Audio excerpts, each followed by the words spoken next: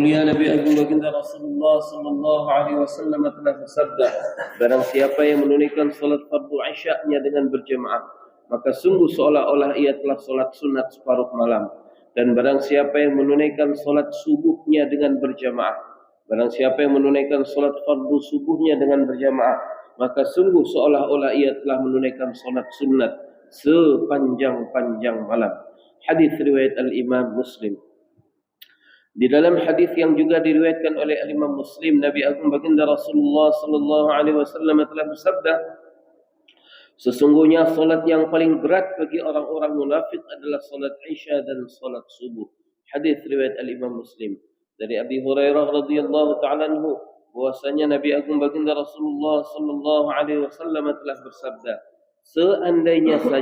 seandainya saja mereka tahu ganjaran pahala pergi menuju rumah Allah lebih awal, niscaya pasti mereka akan berlomba untuk melakukannya. Dan seandainya saja manusia tahu mengenai ganjaran pahala menunaikan salat fardu Isya dan subuh dengan berjamaah, niscaya pasti mereka akan mendatanginya walaupun harus dengan berjalan merangkak-rangkak di atas tanah. Hadis riwayat Al-Imam Bukhari. Diulangi, Nabi Agung Baginda Rasulullah sallallahu alaihi wasallam telah bersabda, seandainya saja mereka tahu mengenai ganjaran pahala pergi menuju rumah Allah lebih awal, niscaya pasti mereka akan berlomba untuk melakukannya.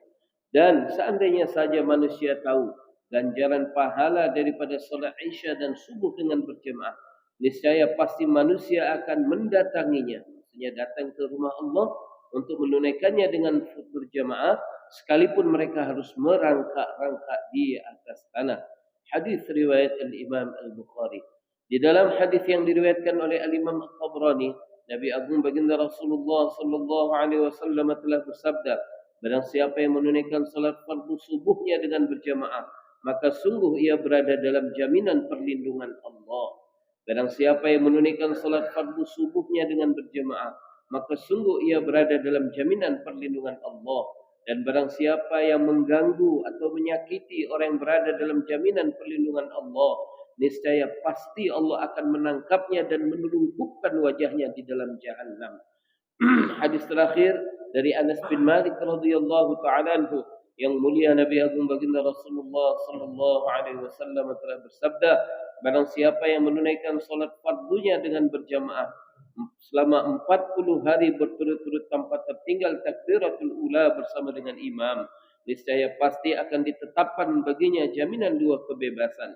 Yang pertama dijamin bebas dari api neraka, dan yang kedua dijamin bebas dari sifat munafik. Diulangi, yang mulia Nabi Agung Baginda Rasulullah sallallahu alaihi wasallam telah bersabda, barang siapa yang menunaikan salat fardunya dengan berjamaah selama 40 hari tanpa tertinggal takbiratul ula bersama dengan imam semata-mata karena Allah, niscaya pasti akan ditetapkan baginya jaminan dua kebebasan. Yang pertama dijamin bebas dari api neraka, dan yang kedua dijamin bebas dari sifat-sifat munafik. Semoga Allah karuniakan kita kefahaman dan istiqamah dalam menjaga salat fardu kita dengan berjamaah. Niat kita amalan kita sampaikan juga ke teman-teman kita yang lain. Sallallahu Rabbuna ala nuril alamin Muhammadin il-Mustafa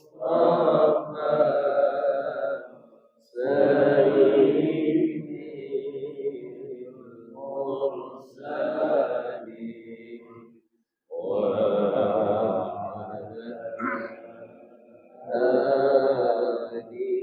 alihi wa sahbihi ajma'in.